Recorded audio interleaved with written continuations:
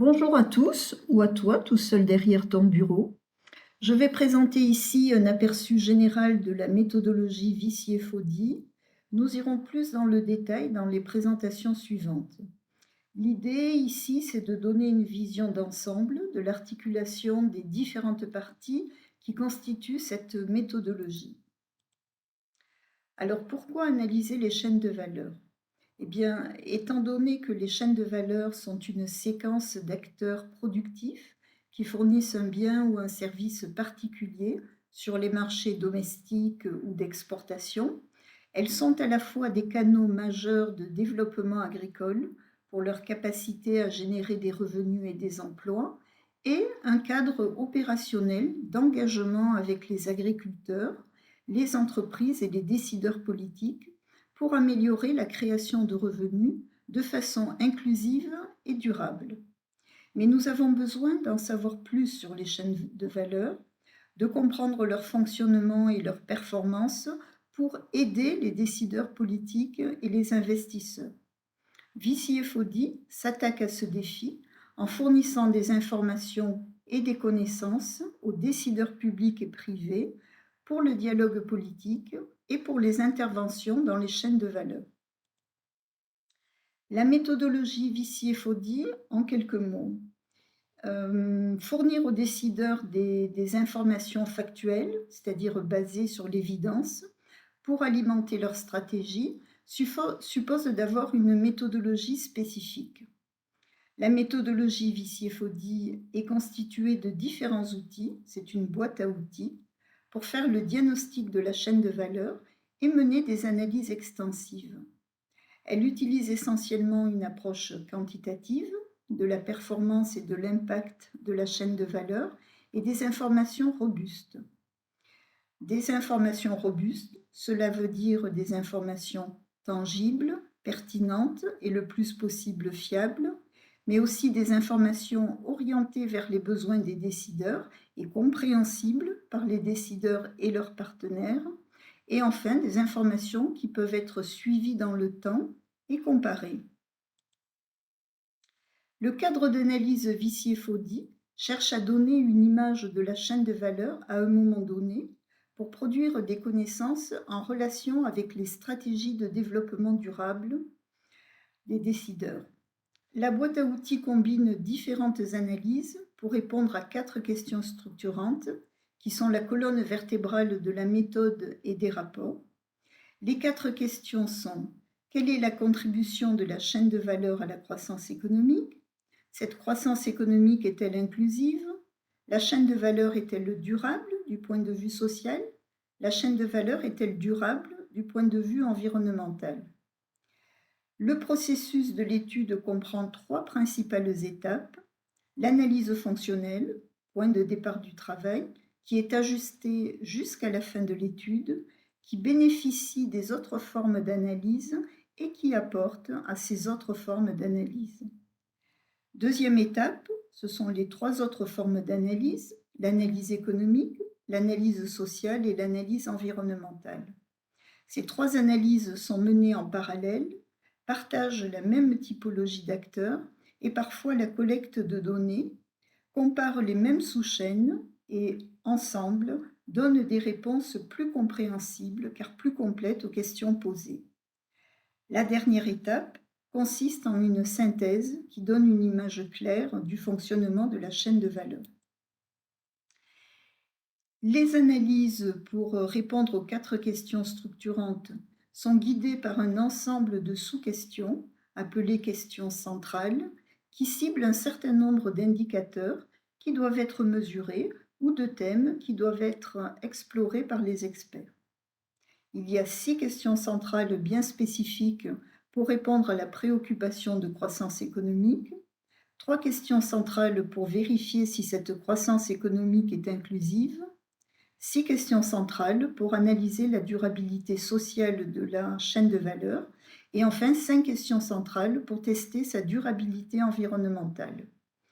On a une question transversale sur les risques qui pourraient affecter les performances de la chaîne de valeur. Au total, nous avons donc 21 questions qui sont au cœur des analyses des experts. Le point de départ de l'étude, c'est donc l'analyse fonctionnelle qui propose une compréhension générale de la façon dont la chaîne de valeur est organisée et comment elle fonctionne. Il y a trois étapes principales dans une analyse fonctionnelle. D'abord, une description générale de la chaîne de valeur qui regroupe des informations sur le produit avec ses différentes formes, les acteurs, les flux de produits, les marchés et les circuits de commercialisation, etc. Puis un diagnostic technique qui donne des informations sur les techniques et les pratiques des acteurs de la chaîne de valeur, les rendements, les contraintes physiques, les infrastructures, etc. Enfin, une compréhension de la gouvernance dans la chaîne de valeur, c'est-à-dire principalement la coordination entre les acteurs, les services d'appui aux activités de la chaîne de valeur, les politiques publiques.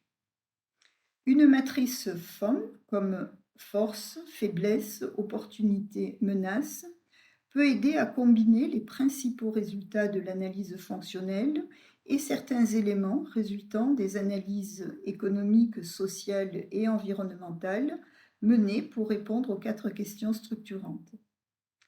Il est important, au stade de l'analyse fonctionnelle, de bien définir une typologie d'acteurs qui sera commune aux différentes analyses, les sous-chaînes qui seront comparées, les limites géographiques de l'étude et la période analysée.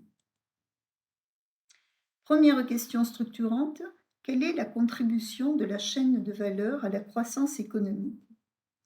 Il s'agit ici de mesurer les revenus générés par les activités de la chaîne de valeur et qui en bénéficie. L'analyse est menée à plusieurs niveaux.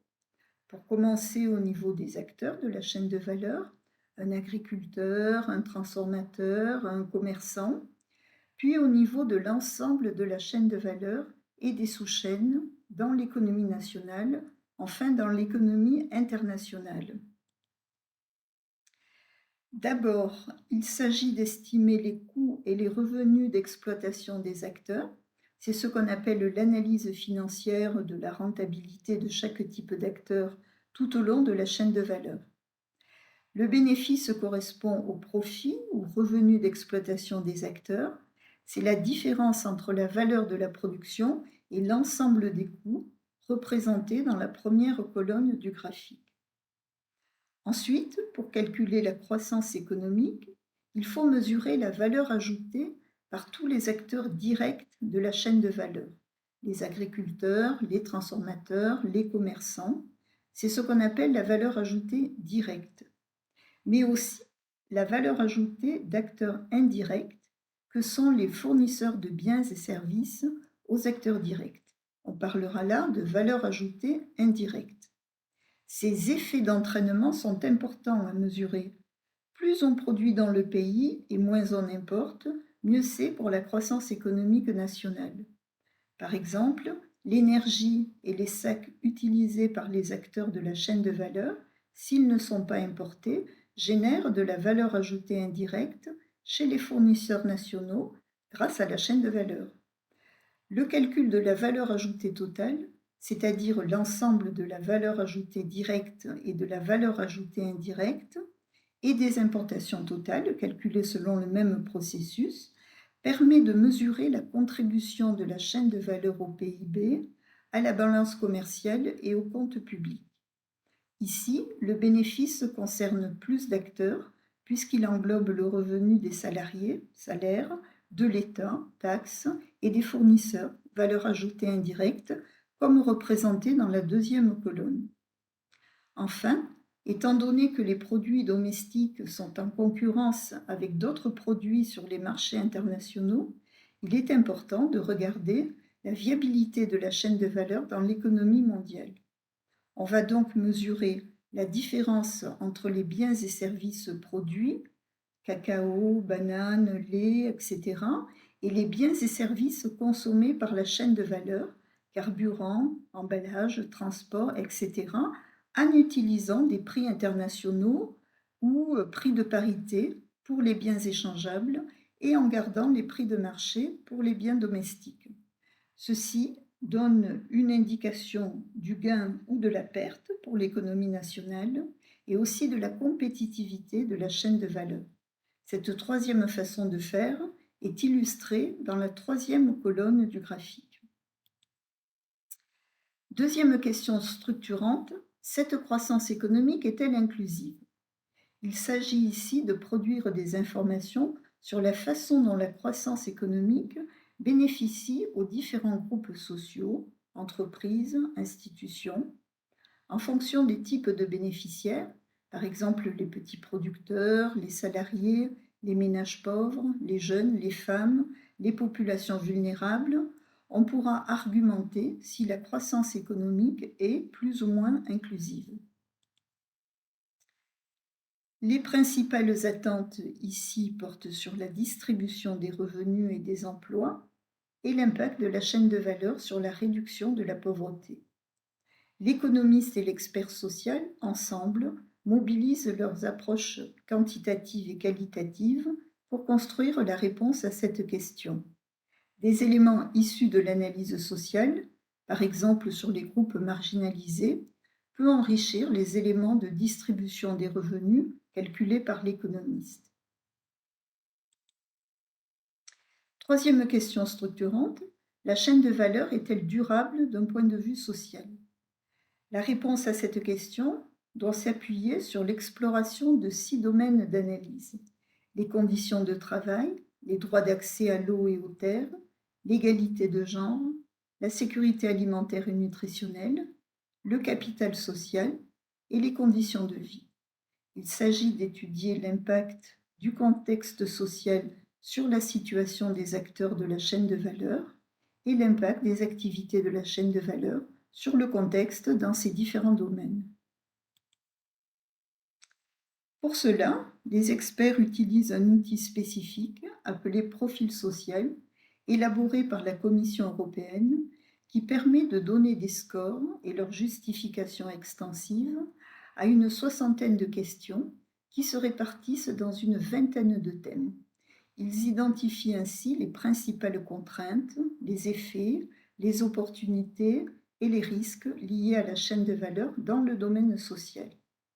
Ces notations permettent aussi de savoir dans quelle mesure les activités de la chaîne de valeur sont en adéquation et appliquent les normes nationales et internationales, comme celles portant sur la gouvernance des terres ou le travail des enfants, par exemple.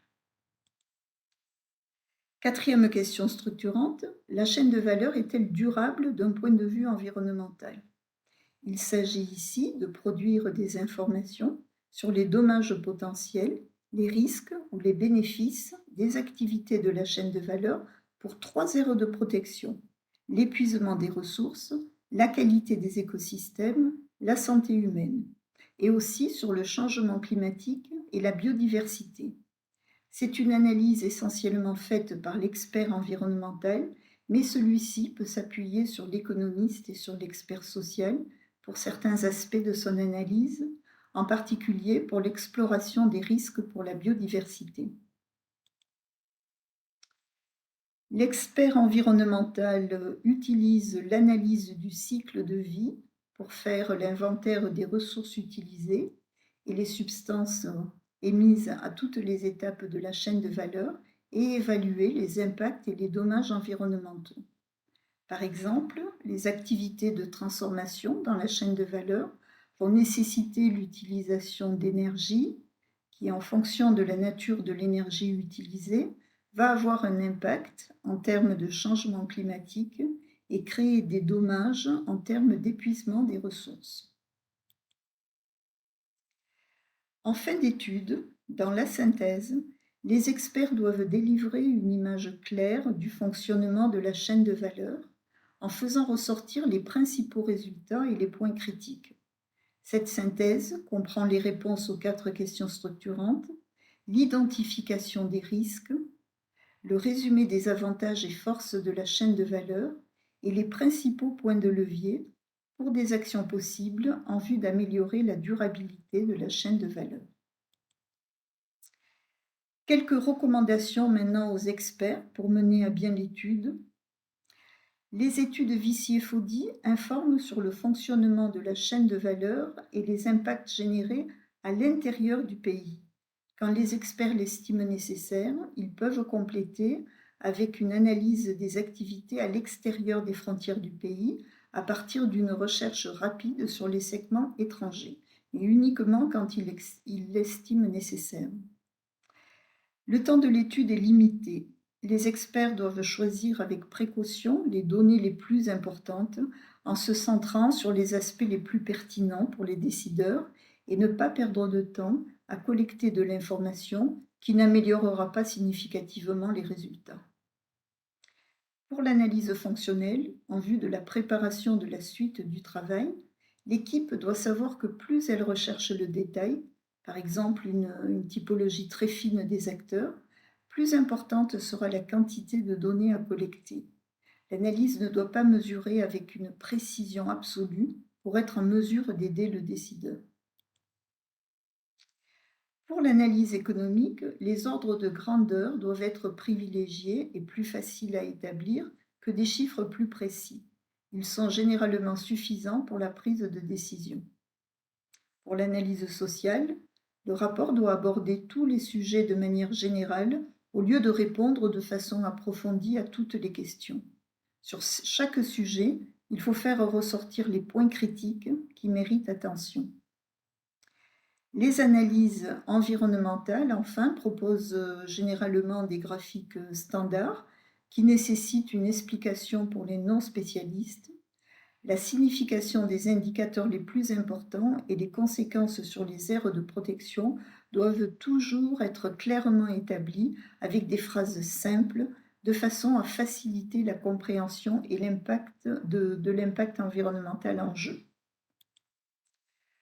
Les conclusions doivent aussi être claires et écrites dans un langage accessible pour être comprises et faciles à utiliser par les décideurs. Les experts sont invités à se prononcer sur la disponibilité et la qualité des principaux ensembles de données qu'ils utilisent. L'équipe multidisciplinaire doit travailler de manière intégrée et dans un esprit de collaboration. Les experts des différentes disciplines doivent travailler, je l'ai dit plusieurs fois, avec la même typologie d'acteurs, ce qui ne doit pas les empêcher, à certains moments de leurs analyses disciplinaires, de désagréger un type d'acteur ou d'agréger plusieurs types d'acteurs si c'est nécessaire. Mais l'essentiel des analyses doit porter sur la même typologie et les mêmes sous-filières, de façon à combiner leurs visions pour donner une image globale de la chaîne de valeur. On ne répétera jamais assez que les 4 experts doivent travailler ensemble avec un esprit de collaboration. Ils réalisent en commun l'analyse fonctionnelle. Pour les autres formes d'analyse, ils partagent la collecte de certaines informations et produisent à plusieurs certaines parties de l'analyse. Quelques exemples d'interaction entre les disciplines sont donnés ici. La réflexion doit progresser à partir d'échanges fréquents entre les experts. Cette façon de travailler permet d'éviter l'effet silo, d'analyse juxtaposée et permettre une lecture fluide du rapport.